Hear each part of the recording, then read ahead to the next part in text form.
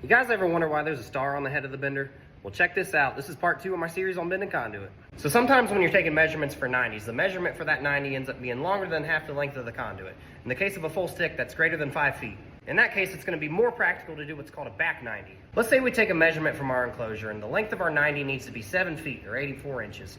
It's not going to be practical to do a 6-inch deduct, mark it at 78, and then bend almost 7 feet of conduit up into the air. Instead, what we're going to do is we're going to measure 7 feet, 84 inches on the conduit, do no deduct, turn the conduit around and line it up with the star. It's going to look something like this. Now, as stated previously, when we're doing back 90s, there's no deduct. So I want my 90 to be 84 inches, so I'm going to go ahead and make my mark at 84 inches.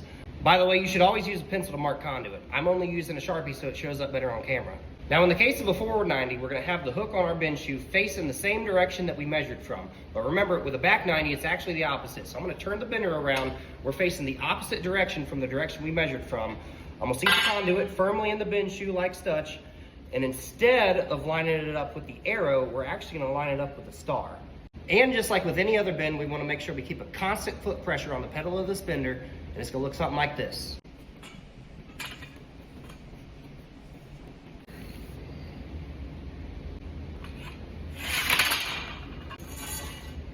If you guys want to check your bends for accuracy, simply line it up with the wall like such.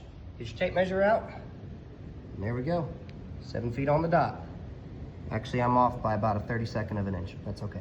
Anyways, hopefully this makes a little bit more sense. If you guys have any more questions, you can always DM me or drop it down in the comments below. If you want to snag one of these Ideal Guardian Series benders for yourself, I have a link in my bio. Stay tuned for part 3.